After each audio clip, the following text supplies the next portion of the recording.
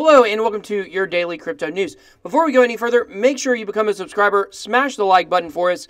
If you become a subscriber, you can also enter our contest. I'll put the details behind me.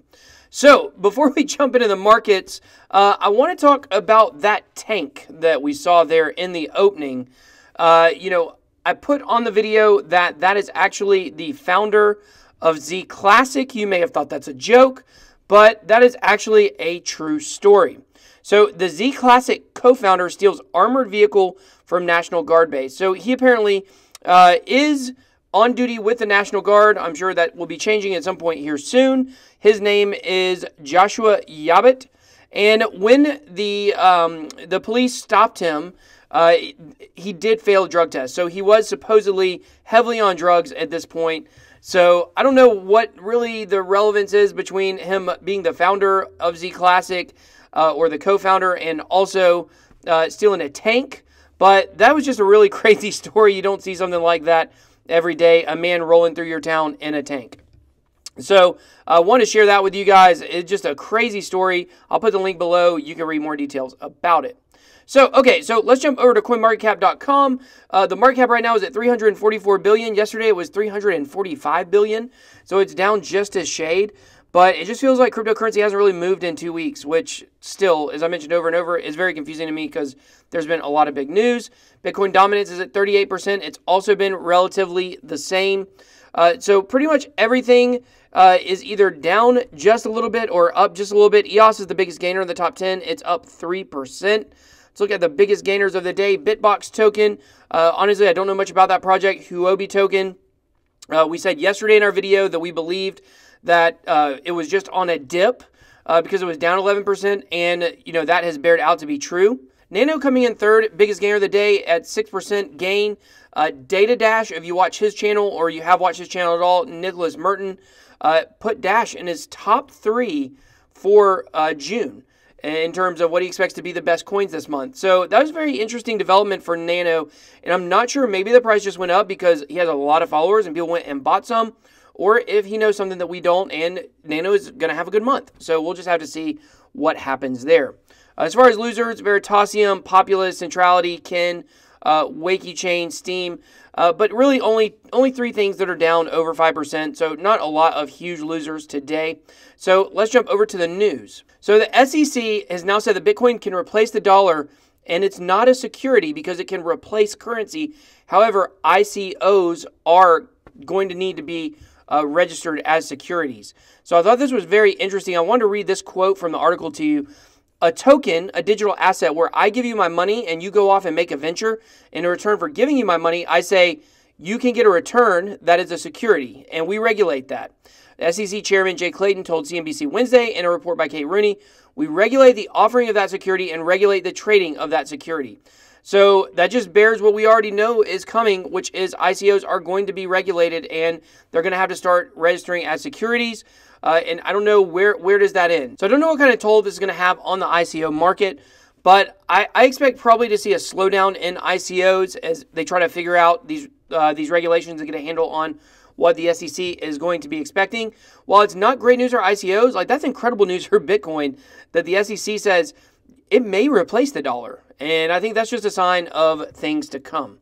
So we're going to look at a few supply chain altcoins and their news right now. So Waltonchain is going to be launching their own blockchain institute called the Walton Blockchain Institute. The goal of it will be to cultivate a new generation of blockchain developers by fostering a blockchain-related educational environment specializing in systems development and application. We've seen so many cryptocurrencies recently, including Binance, which is not a cryptocurrency, it's an exchange, but Binance and Ripple both are doing something similar in terms of they're wanting to engage the general population and educate them about blockchain, and so they can get good developers out of it as well. So I think it's number one, we need to find people that are talented to come into the space. It's already happening, but it needs to happen more. Number two, just more people need to know about blockchain and cryptocurrency, where we're going. So Vechain is a co-founding member. Vechain helps establish the Shanghai Wine and Liquor Blockchain Alliance. So Vechain, DNV, DIG, the Business Information Center of Shanghai, and 8 other government bureaus and enterprises form the Shanghai Wine and Liquor Blockchain Alliance. So what they want to do is they want to make it where all, liquor and wine is traceable on the blockchain. It makes sense, right? People pay big dollars for wines of certain years that come from certain vineyards. And so it makes sense to put that information on the blockchain so there won't be fraud in that industry. So Vechain, kind of like IOTA, is another one of those cryptocurrencies that seems to be making partnerships or collaborations or joining new groups every single day. It's always in the news. I think that's really, really good. So Ambrosus, another supply chain cryptocurrency, joined Swiss Food Research. So Swiss Food Research is a leading network in Switzerland that connects cutting-edge scientific and innovation projects to the largest supply chains in the country. Honestly, Ambrosus is not a cryptocurrency that I know a ton about. It is one I'm very interested in. Pretty much anything that's in the supply chain sector right now is very interesting to me. I think it's got almost the most immediate use case out there. Like, we could see people using this tomorrow if the technology gets to a point where it's usable across a broad spectrum. So that's one I'm probably going to be doing a review on. If you're a fan of Ambrosus, drop us a comment below and let me know if there's something about it you want me to look into. So we've talked about several times the Facebook and Google ban of cryptocurrency. They're starting to face heat from the cryptocurrency community. And, the reason for this is just because, or one of the reasons for this is the just blatant hypocrisy of this. As we, like I said, have talked about several times. Think about this. We have Jack Dorsey, the CEO of Square and Twitter, saying that he believes Bitcoin will be the one world currency, and yet he's banning crypto ads on the platform. Then and not only that, but they're banning cryptocurrency ads, but yet all of the scammers on crypto Twitter that post ETH giveaways at the bottom of regular crypto personalities' tweets, they're not doing anything about that. If you don't know what I mean, you can go to Twitter, go find any of the top people on Twitter in the crypto space, whether it's Vitalik Buterin or Justin Sun or even Crypto Cobain, whoever it might be that are personalities on Twitter involved in crypto. The first comment under each one is going to be, something about a fake giveaway of Ethereum. And believe it or not, people are still following that. And yet Twitter's doing nothing about it. They're not doing anything about it. They're banning legitimate crypto Twitter accounts, and yet they're letting the scammers exist. And it just blows my mind thinking about how, they're banning cryptocurrency ads, but they're not doing anything to really protect their community. And then, of course, you have Google, who sent an email to Vitalik Buterin and said, hey, we'd love for you to come work for us. We already know they're working on blockchain projects, and yet they're banning cryptocurrency ads. And it's not just scammy ICOs they're banning. It's anything cryptocurrency related.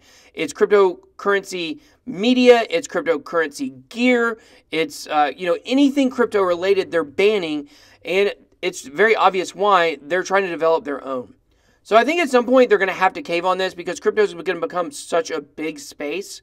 They're going to realize how much money they're leaving on the table by not allowing cryptocurrency ads. And with all the blowback that Facebook has been getting for all the data storage and data leaks and data hacks that they've been going through, I think at some point we're going to see these companies cave. So, crypto community keep putting the pressure on them. So Kin, if you don't know Kin, it is eventually going to be the cryptocurrency that is traded on the Kick app. So they actually tested their infrastructure on the Stellar public testnet, which is very interesting. We know Stellar works with IBM, and they've got a lot of good projects that are being developed on there. So what they realized by doing this test on there is that in order to support real transactions that are connected to real users, they are going to set up their own environment. So on May 9th, they set up their testnet environment, and they're going to become, they're going to start running experiments to see what it's going to take to actually send cryptocurrency in a messaging app. So Nebulas, if you watched our video, or if you watched Hoshoshi's video that I did a reaction to on our channel, you'll know Nebulas is one of the ones that he mentioned that he's very bullish on. And after reading this article, I kind of understand a little bit more. What they want to become is kind of like the Google of blockchain, if you will. That's the little phrase that's being bantered about. So you can kind of imagine what that looks like. The team is comprised of software engineers with deep experience in the field.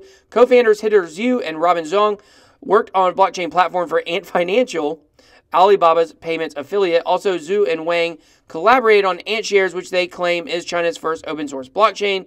If you don't know, that was what Neo originally was Ant Shares, and then of course it became Neo.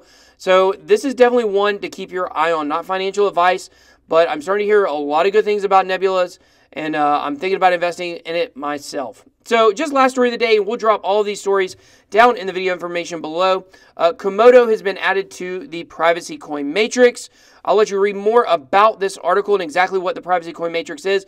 But Komodo is another one that, you know, when China did their rankings, they ranked it in the top 5 of all coins in cryptocurrency.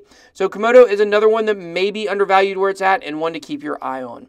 So thanks for watching. Don't forget to smash the like button, subscribe to our channel, enter our contest. Until next time, that was your Daily Crypto News.